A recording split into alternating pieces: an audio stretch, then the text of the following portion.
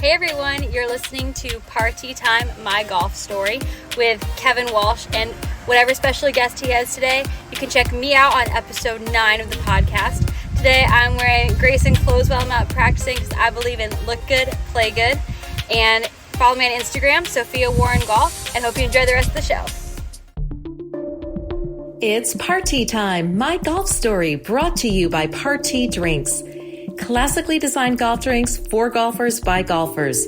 And the golf real estate pros Gene Walsh and Vince Vizzacaro. For your Southwest Florida real estate needs, check them out at suncoastdreams.com. Now here's your host, Kevin Walsh. Hey everyone, welcome to the show. I've been looking forward to this recording for a long time. Noted golf writer Michael Bamberger is our guest. Michael is a native New Yorker, lives in the Philadelphia area. He just released his latest book, The Playing Lesson, A Duffer's Year Among the Pros. It is absolutely fabulous. I think you should read it because if you're a golfer, it's going to sing to your heart. And I think I finally got out of my old friend something that I wanted all along. And that was more of his personal story. We'll get into that with Michael in just a minute. He's also the author of several other books. We'll get into that as well. So sit back and just enjoy a conversation with somebody that I consider America's golfing conscience, somebody that knows the game inside out, absolutely loves it, and it absolutely screams through the pages and into your heart. Before we go any further, would you, if you are following us on YouTube, would you leave a review? Give a 5-star review, subscribe to the podcast if you haven't done it already. All that stuff matters for the algorithms and the rankings of stuff. And that makes a big difference to our sponsors. Speaking of our sponsors, big thanks to Party Drinks. If you're looking for a drink alternative on the golf course, try a Party. Much better than those hard seltzers and much better than a beer, which makes you feel fat when you're swinging anyway. Paradise Craft Distributors is the exclusive distributor of Party across the state of Florida and also available in New England. If you're looking to own a home in a golf real estate community like Lakewood National Golf Club in the greater Sarasota area, check out suncoastdreams.com. Vince Vizzacaro, Gene Walsh, and Samantha Walsh got you set. It's a great time to buy. The weather's cooling off. People are coming from the north, and there's no better place in Florida than Lakewood National Golf Club. And if all that golf has got you tuckered out and you want to take a cold water plunge, a hot tub, red light therapy, or whatever, BioLit Spa in downtown Sarasota has got you covered. All right, let's bring my friend Michael Bamberger. Whoa. That was a lot there. First off, what is Party? I've never heard of the product.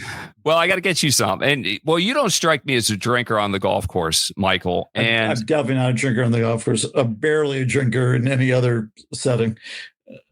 How alcoholic is this Party? It's 5.9, so it's a little on the stronger side. Well, I get drunk when I read your books, not literally, not on alcohol, but I just when you have a nice glass of wine, you kind of fall in love with it. And I'm not trying to butter you up here. I mean it, Michael. Is it a beer type product? No, it's an actual cocktail. It's in a can. And well, you would be interested in this. Our number one seller is Transfusion, which to me, Michael, I used to drink this stuff in high school when I was trying to be sneaky. And it turns out I wasn't fooling anybody and nobody cared.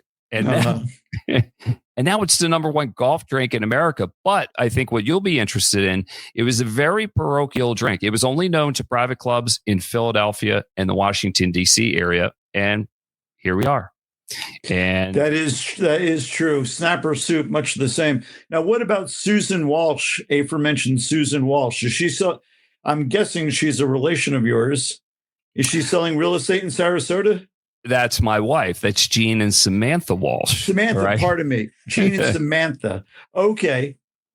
Now, who is that? Who are they?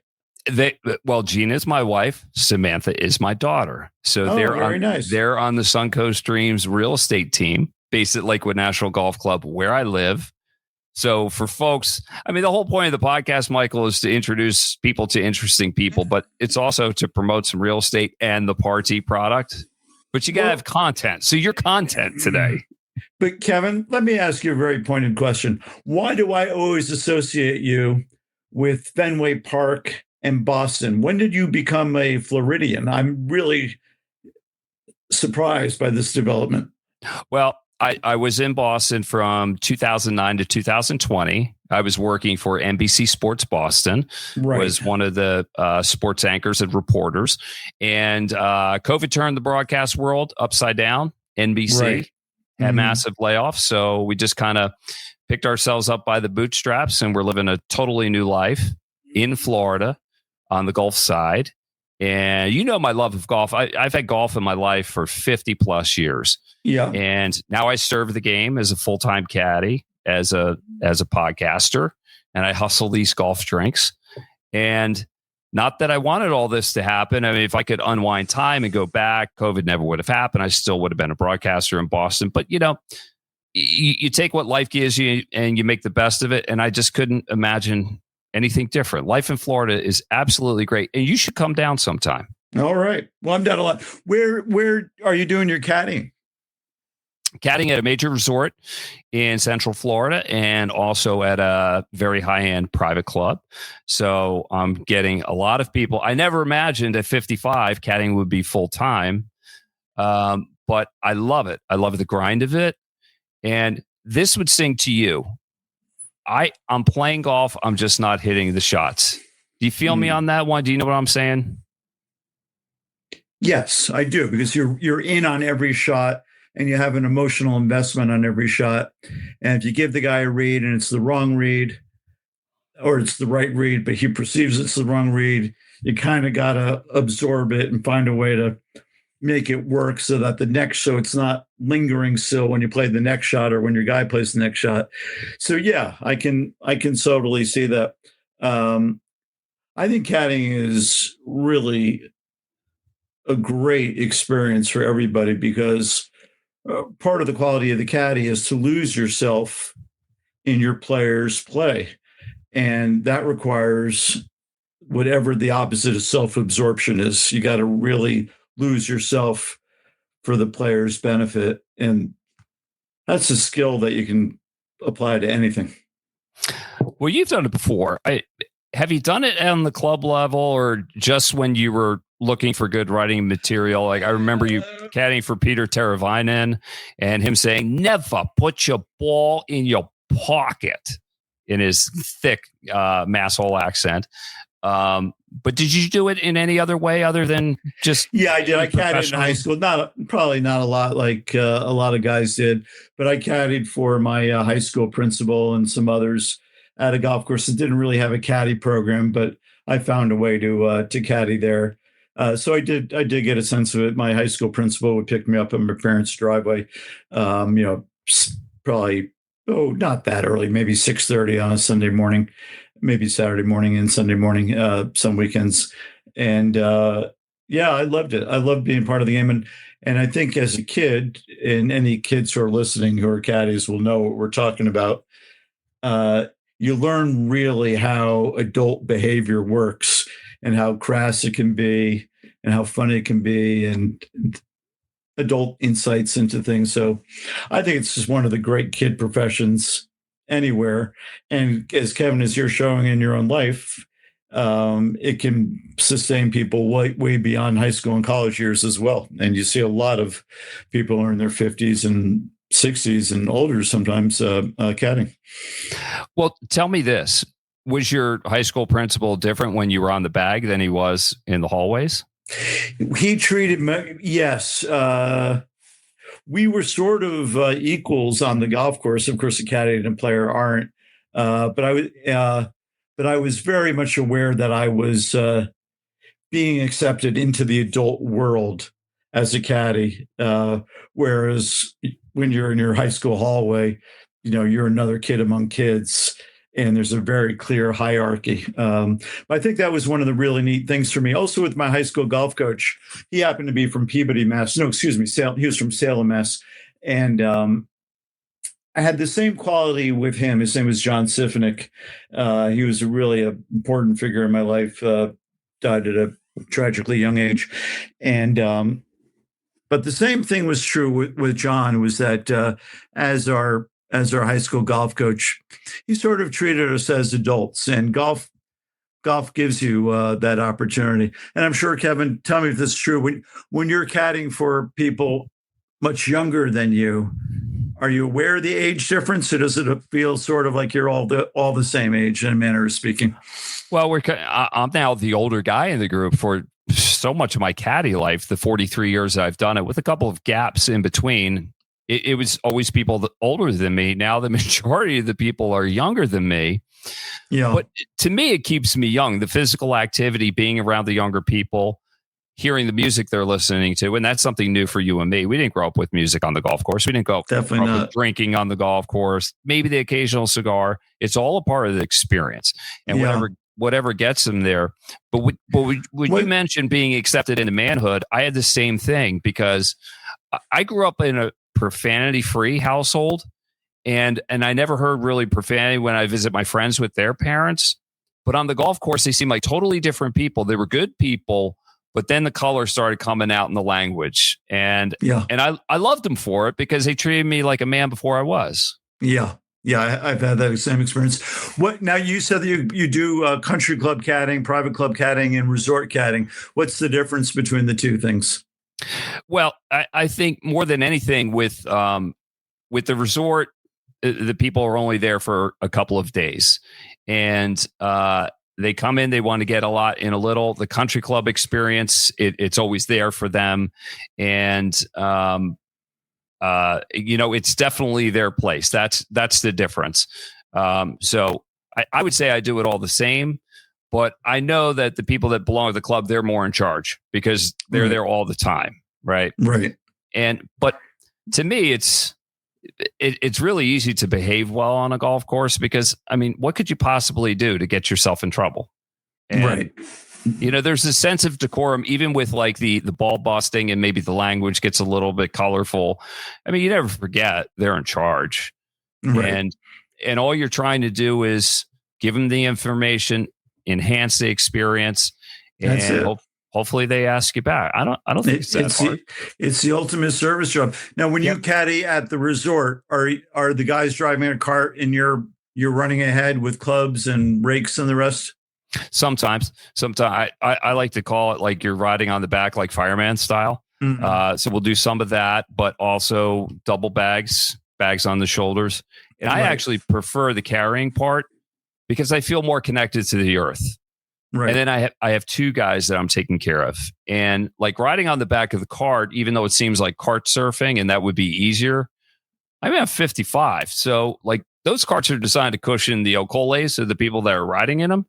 Not so much the caddy that's on the back and his knees and his hips. I much prefer to caddy. Right. Yeah. How do you handle a bad read? Like when I just admit it. Yeah. I just admit it. I mean, why not? Because we're not going to get them all right. And I mess up my own reads when I'm playing. So it's I think people appreciate that honesty and candor. Like, hey man, I overread that a little bit. That's on me. You hit the putt I told you to. It didn't go. I'm surprised how seldom people work on their green reading ability, because like you have so much opportunity to do it, because guys are putting all the time. You can always pretend like, oh, what would I do if this were my putt? I've gotten very, very bad at reading greens. I've gotten worse, way worse over the years of reading greens. And it's not so much left to right and right to left. I can't sense uphill and downhill very readily anymore. Yeah. That's very problematic. So the one thing I will ask a caddy, or my playing partner for that matter, and sometimes my opponent, which of course is illegal, is this uphill or downhill? Like I just really want to know, like right now, as I'm standing over this ball, is it higher than the hole or lower than the hole? I know it may do some things in between, but overall, is this putt uphill or overall is this putt downhill? And of course, part of the joy of this conversation is, like Warren Buffett once said, bring me an investment idea I can understand. Like this conversation that we're having, you can understand it. Anybody can understand it. It's not complicated. And sometimes, like when I listen to, if I'm on a driving range at a PGA Tour event or hear guys on Golf Channel talking about the swing, it's like I literally have no idea what they're talking about, because as Curtis Strange likes to joke, when did golf become so complicated? Well, it's not really that complicated. And part of the joy of golf, and I think we found this in the pandemic when literally hundreds of thousands of people found their way to the game for the first time was that it's really not very complicated. That ball is sitting there doing nothing, and you're going to propel it forward in some fashion. Well, let me help you with the green reading thing, because first of all reads start with speed. Okay. You're never going to misread the break all that much, but you could definitely misread the speed. And if all reads start with speed, then the level of the ground. And the best thing to do, Michael, is to walk on the side of the ball and check it out sideways. That's the true level. Because if you stand behind the ball and you're looking at the hole, sometimes course designers will raise the land behind the green, because our mind sees in consistent patterns. And what may look uphill could actually be downhill. So always check the side. And the other thing is always watch the ball roll by the hole, because it's coming back on the same line, just in reverse. See? Oh, that is very good. When you're looking at a putt and you're stopped midway between the ball and the hole, does it matter to you if you're on the upside, or what you perceive to be the upside, or the low side of it? I usually try to get on the low side. All right. Because then I can see, just imagine dumping a bucket of water on the hole. Mm-hmm. Which way is it going to drain? Well, that's which way it's going to break. And that's always going to be the low side.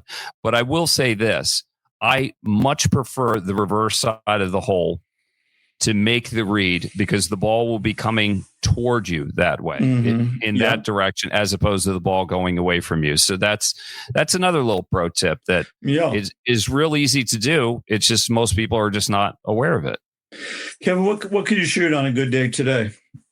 Well, my handicap's 2.3. Oh, wow.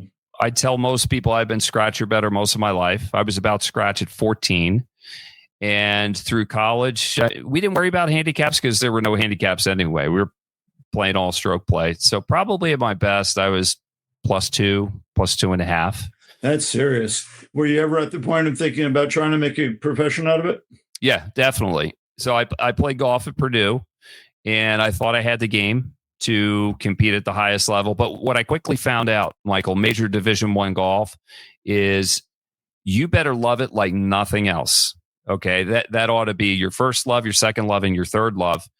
And I was around, everybody that I played with was a champion from somewhere. Everybody was the man. And we were all standing around the first tee. It's like, I'm the man. And they're like, no, I'm the man. It's like, I'm the man. Well, we can't all be the man. And then the elites like Steve Stricker, Gary Nicklaus, Chris Smith, who were the best players in the Big Ten at the time, they were the elites. They picked up the scraps. The rest of us just cannibalized each other. Wow. And so I decided, I'll tell you this story. I played junior golf against Jim Furyk, and Jim was late to the game, and Jim burned hotter than any other golfer I've ever met. I mean, he played golf like the rest of us would play football. It was that intense. He was that intense. But, and I assume you know him a bit. He wanted that burn, and he needed competitive golf in his life like the Broadway actor needs the stage. You know what I mean? I mean, who makes it to Broadway? Only the best of the best. And if they didn't have the stage, they would die. I mean, their need to compete is that strong. I didn't have that love. So I moved into broadcasting and turned out I had a very mediocre career. No, don't say that. You had the career you had, and it got you to where you are, and you got your wife and your daughter gainfully employed, selling real estate in Greater Sarasota. Is that where you are? Yep, that's right. Lakewood Ranch. Is that near Nick Bollettieri, the tennis camps? Are they down that way? Yes, that's in Bradenton. So that's about 20 minutes down the road. Okay. And it's now the IMG Academy, no longer Nick Bollettieri, but we have some of the whippersnappers at IMG. I've caddied for them. Great players. They're all dreamers. They're trying to get to the next level. The last great golfer to come out of IMG was Nelly Korda. I imagine you've heard of her. Incredible. Just such. Was the dad? Was he also a Bollettieri person? I don't know, but the Korda sisters and their brother Sebastian, he plays on the APT World Tour. He's a professional tennis player. He's great. Daughters of Peter Korda. Interesting. Yep. Was he a hockey player as well, or is he always a tennis guy? He was a tennis player, and the mother was as well. And I've caddied for Peter, And it was just before he was playing with Nelly in the father-son, father-daughter, the PNC thing in Orlando. And I caddied for him about 2 weeks before, and he told me the only reason he was playing was because Nelly was making him play. And you'll probably remember when Nelly met Tiger for the first time and took a picture with him and was all geeked out. It was 2 weeks prior. Oh, no. And he said he wasn't a golfer. Michael, he was a legit, I guess he didn't play, but he's such a good athlete. He struck the ball properly. He hit a couple stinger shots. And he said, so I moved the ball back in my stance and I kind of squeezed the ball a little bit. And I'm like, yeah, Michael, that's a stinger. I mean, it was just amazing to see what a good athlete could do with golf. Yeah. And you see it with the tennis players, but you really, really see it with the hockey players. The hockey players can figure out golf quicker than anybody, which is kind of amazing because they play such a high speed game. And of course, golf is, so slow and contemplative. But, that winding up and the clearing for a right hander, the clearing of the left hip and the lag, it's all very similar to hockey. Yes, it is. Michael Bamberger is our guest here on Party Time, My Golf Story, brought to you by the Golf Real Estate Pros of Gene and Samantha Walsh and Vince Visicaro. SuncoastDreams.com. If your dream is to live in a golf resort community like Lakewood National Golf Club, where this podcast originates from, Gene, Samantha, and Vince are your people. If you're tired how does Vince fit in with the other with the ladies? Is it a good fit there? It's a great fit because Vince is the one that brought us here. He was our realtor. And then my wife joined his team. And then my daughter, Samantha, graduated from college. She had a real estate license before she graduated. And then she joined the team. So they're all on Team Vince. They're all on Team Vince. Yes. But what do they call their team? SuncoastDreams.com. Suncoast Dream. Perfect. Yes. Dreams is a very powerful word. I remember once playing years ago, I was playing in these Philadelphia Suburban League matches, and I was playing with this guy who was a truck driver, and he was representing his club, and I was representing mine. And he said his dream was to play Pebble Beach. And I was really touched by that because, if you're lucky enough, to have the life that I've led, you get a chance I've had a chance to play Pebble Beach. I've had a chance to pay the green fee, and I've had a chance to play it as a guest as well. But the idea that, this guy had the dream of playing Pebble Beach and that he was going to save up for years to do it. I don't know. I just found it moving. And I guess the thing that I took from that is that everybody can have a dream. I think it's really useful to have a dream, and that your dream and somebody else's dream could be totally different, but still have that same powerful sense of motivation behind it. Well, speaking of Pebble, I'll just tell you the story about my best friend's parents. I mean, true Philadelphia people, very successful in the auto body industry and insurance industry, but real Philly people, and you could hear it in their voices. And when I lived in Fresno, California, Wayne and Claudia were coming out to San Francisco to do some business, and they were going down to Pebble. And my friend's dad naively said, "Hey, me and Claudia are going to be at Pebble Beach. Come meet us there." And I'm like, "Wayne, it's not that easy." He's like, "You figure it out. Figure out the tee times, and I'll pay for everything." I'm like, "I'll see you there." Right. So I had to pull some strings, and I told them, now these are people that want for nothing in life, but everything they have, they've made it themselves. But I was trying to describe Pebble to them beforehand. So number one, they would be dressed appropriately because, Pebble at certain times of the year is very cold, and Central California cold is a whole different level. It's wet cold. Yes. And Mark Twain said the coldest winter he ever spent was the summer in San Francisco. All true. Right. So I'm like, bring some warm clothes. They brought the thinnest Florida sweaters ever, had to go in the golf shop and buy like $1,000 rain suits. And as we were walking down the first hole, my friend's mother, I just called her Claudia, and I see her like looking around and just tootling around and just looking at everything. I saw her turn her face and I saw a tear coming down her cheek. And I said, "Claudia, why are you crying?" And now this is Philadelphia, and you'll get this, Michael, because you're deeply immersed in Philadelphia now. She goes, "Kev, when you told me this place was going to be beautiful, I knew it'd be beautiful. But I just can't believe any place can be this beautiful." And Casey Boynes was our caddy. He looked over and he goes, "Oh, that's something." I mean, that just says it all, doesn't it? That's a beautiful story. And an outstanding Philadelphia accent. They could have used you as a dialect coach on that. What's that show called? Not Marestown. Some murder mysteries. You would definitely know it if I could come up with it. Somebody of blah blah town. But anyway, you nailed the accent. Casey Boynes. Now, it's amazing that you would bring up his name. One of my favorite people. So just a quick note for the listeners and the audience about Casey Boynes. He is a lifer caddy at Pebble. And he's one of the best golfers in Northern California and has been for years. And he and I were once playing together at a place called Pacific Grove. It's a municipal golf course. They call it Poor Man's Pebble. It's just down the street from Pebble. And about 9 of the holes are on the ocean side of this piece of property. And they're funky, but they're really, really good holes. Like you would see holes like this in Scotland, almost anywhere you go in Scotland. And we get paired with this lady, and she's going to shoot about 128. And Casey Boynes was so nice to her. And this Casey Boynes is like a very legit +4 golfer. I mean, he can't not break 75, in that period in his life, and he can shoot a lot lower. And I just took such a lesson from that, a little bit like with the truck driver thing that I was talking about earlier, where it's like, here's Casey Boynes is one of the best golfers in California, one of the best amateur golfers in California, being so nice to this lady who's new to the game. And it's like everybody's been new to the game at some point. And just try to bear that in mind and try to be welcoming, because there's a lot of barriers into getting into golf in the first place, the expense, the clubs, how to use the clubs, how to hold the clubs, all sorts of etiquette things. And people need a helping hand. Yeah, they sure do. I mean, patience is a virtue, especially with caddying. I think for me, it's just, I know the game doesn't come easily to people, and it doesn't bother me at all if they play bad golf. As long as they're showing a love and a happiness to be out there, that's enough for me.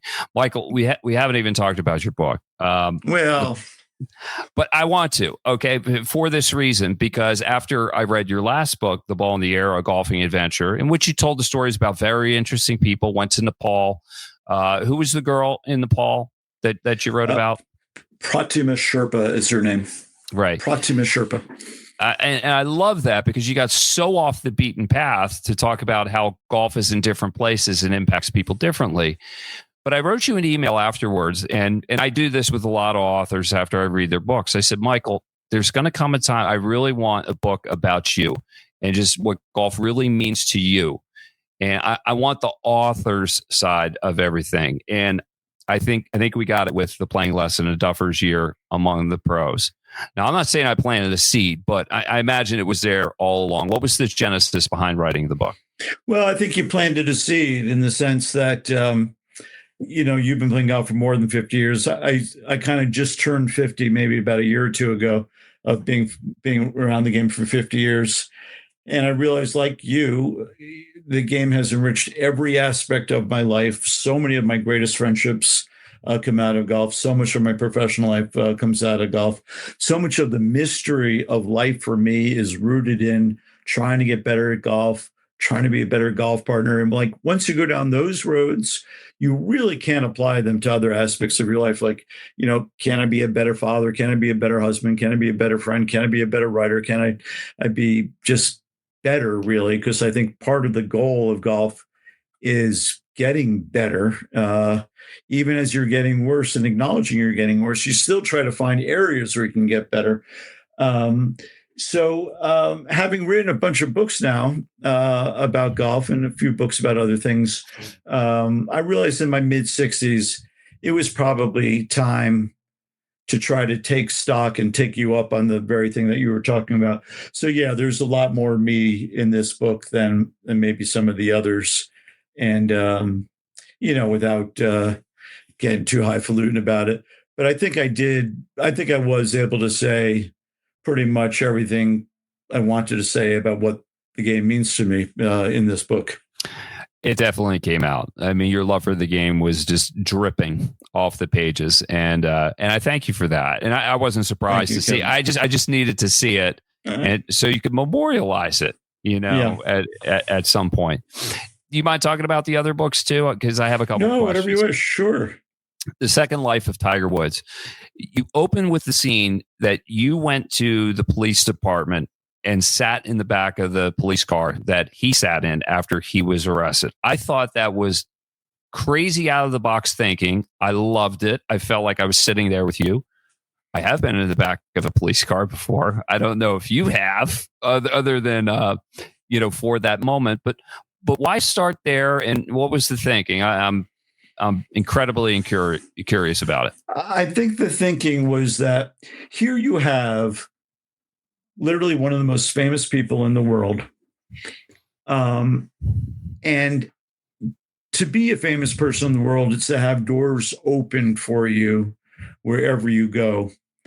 And then at that moment in his life, the doors were closing in on him literally in every other way. And I wanted to try to convey that to the reader, how powerful an emotion that is and what an unlikely emotion it is. And I felt like I could feel it. I could convey it better if I felt it more. I've done that kind of thing before. Jennifer Capriati was arrested in a seedy motel room in South Florida on some fairly minor drug charge, as I recall it now. For those who don't remember, she was a tennis phenom, probably, Kevin, mid-'80s? Was that late 80s? Yeah, it was late 80s. She was 14, had an overbearing father, was really good, was really pretty, and then it just all seemed to fall apart. And I rented her motel room where the arrest happened, and wrote the story that I wrote for the Philadelphia Inquirer from that very motel room, just to get closer to the experience. Like, even when I'm covering a golf tournament, without being in their physical space, I try to get as close to the golfer that I'm writing about as I physically can, again, without, being weird about it, for sure. But I think that was just such a powerful moment in Tiger's life. But then, anyway, just to go down that road for just one little bit there, Tiger really turned things around after this arrest. That arrest was in, let me think here. I think, Kevin, do you recall when that arrest was? Would that have been in the early winter of 18? And then that's about right. Yeah. And then he won the Masters in 19. I may not have the timing exactly right. He definitely won the Masters in 19. But the point is, there was a year-long plus period where the whole world knew, here's this most private person, this extremely proud person, who no longer could hide because the arrest tape was available for all to see. And you knew, without knowing, without prying, you knew things were not right in his life, or he would never be in that position in the first place. So the ability it takes a lot. It takes more than just sobriety to win a Masters. You've got to have your head on straight. It's so hard to win a Masters, so hard to win any golf tournament, but especially that golf tournament. So I thought by starting at the lowest of the lows and trying to understand really where he was, it would help the reader appreciate where he got to, roughly 18 months later. I thought that was great. Now I want to ask you about Men in Green, in which you drove around in your Subaru station wagon with Mike Donald. I thought it was great. I felt like I was riding in the back seat with a 6-pack, although that'd be illegal. But it would have been a lot of fun listening to you guys and visiting the game's greats. But the one thing that stood out to me more than anything was when you talked about Jack Nicklaus and Arnold Palmer and how much time they spent in the air together, with Arnold at the controls and Jack kind of sort of flying co-pilot. And I think your estimate was like they spent like 1,000 hours in the air together with the headphones on, just looking forward. And I think you even said like some husbands and wives don't spend that much time together. I mean, that was just amazing. Just imagine what they talked about. Yeah. People often speak of this greatest generation.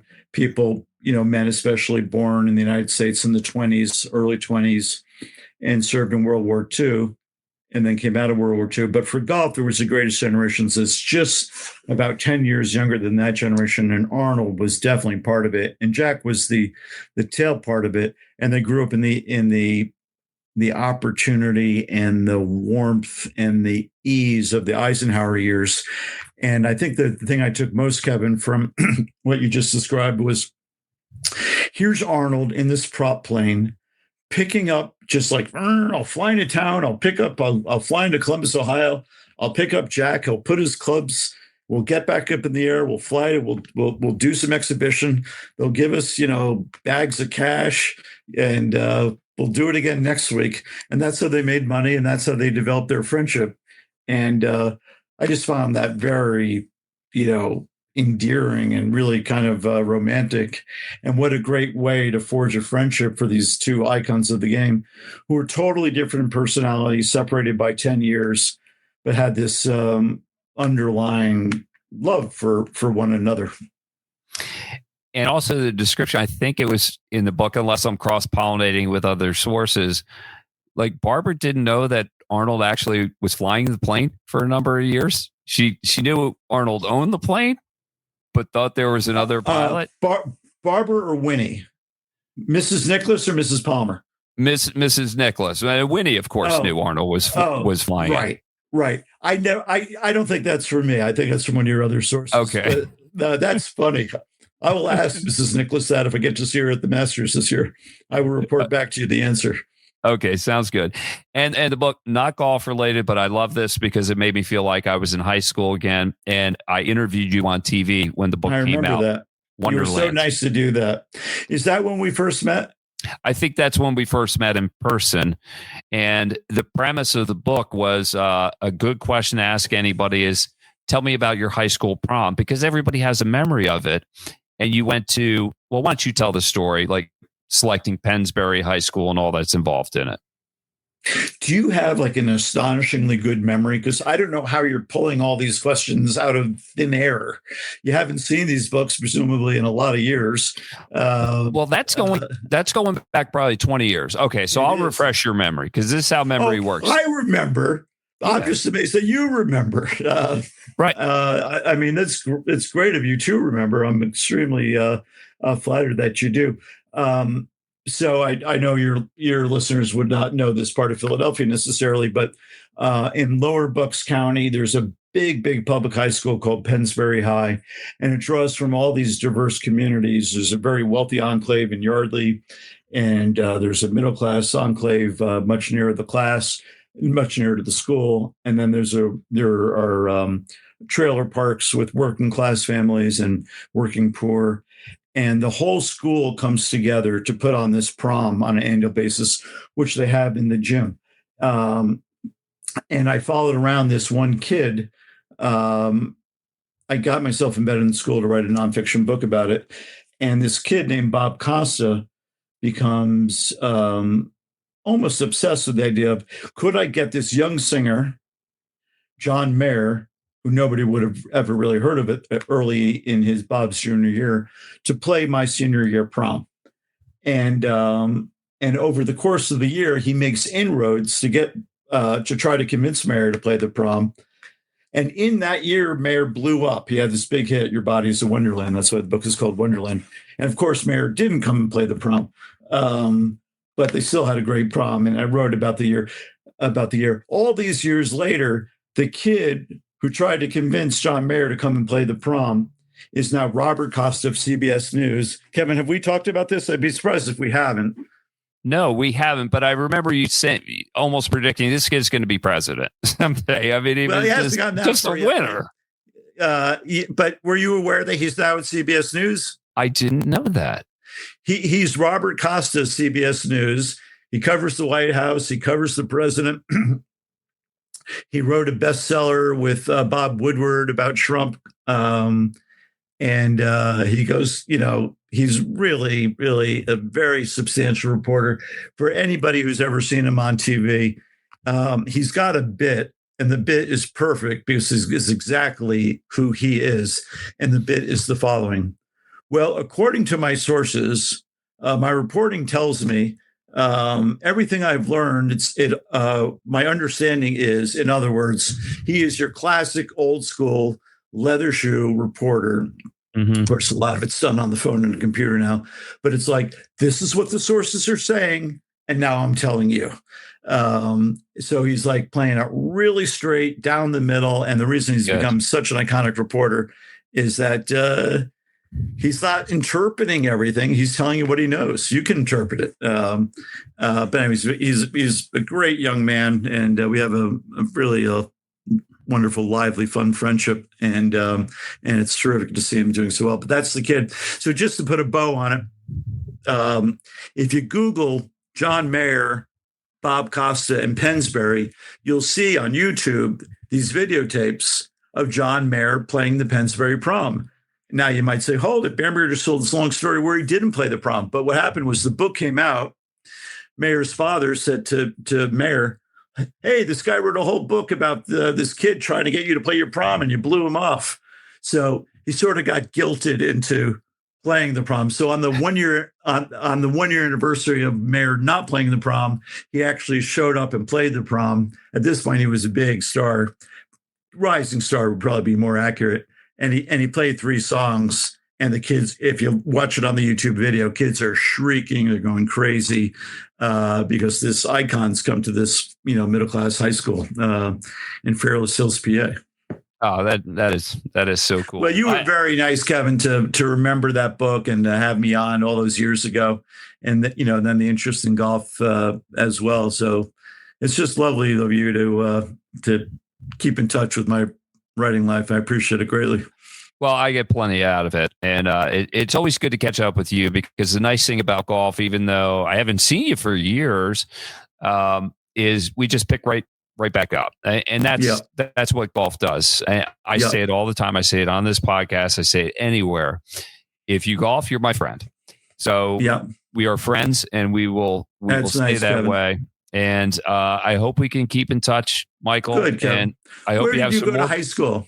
I went to Abington High School, and so you're really a Philadelphian first and foremost. Oh, I'm a Philly boy. Absolutely. You could take the boy out of Philly, but you can't take Philly out of the boy. I still argue with people about the Eagles. Love arguing about cheesesteaks, where the best ones are. And what do you think it's going to be like for that kid who bobbled that grounder, the 11th inning of the Dodger Phillies game? Like, what do you think the recovery process is going to be for him? It's going to be tough, but his body language just showed how sorry and distraught he was. And as tough as Philly fans can be to pile on, like people piled on Bill Buckner. Mitch Williams giving up the home run in the World Series. But Mitch has owned that, and people make fun of him for that. And he's made a career, because if you don't know Mitch personally, you realize he could take something like that. But what happened at the end of that game is devastating. And I think anybody with a half decent soul will realize that, and they won't pile on. And if they do, shame on them. And that would be embarrassing. But I do love the Philly sports fans. I love the attitude. I think it's uniquely Philly. It's like the old Miami football teams. It's a Kane thing you wouldn't understand. Right. You know exactly what I'm talking about. Just apply that to Philadelphia, right? Yeah, that's true. Kevin, thank you for having me. Thank you for your interest in my typing life. I really appreciate it. Michael Bamberger has been our guest here on Party Time, My Golf Story. His recent book, The Playing Lesson, A Duffer's Year Among the Pros, is a must read. Can't speak highly enough, and his other books as well. Big thanks to our title sponsor, Party Drinks. If you're looking for a drink alternative on the golf course, try a Party. Golf Real Estate Pros, Gene Walsh, Samantha Walsh, and Vince Visicaro, SuncoastDreams.com, Greater Sarasota area, and BioLit Spa in downtown Sarasota. If you need to unwind from everything, check out BioLit Spa. For Michael Bamberger, I'm Kevin Walsh. We'll see you again next time on Party Time, My Golf Story. You've been listening to It's Party Time, My Golf Story, brought to you by Party Drinks. Classically designed golf drinks for golfers by golfers, and the golf real estate pros Gene Walsh and Vince Visicaro. For your Southwest Florida real estate needs, check them out at suncoastdreams.com or call 941-220-4000.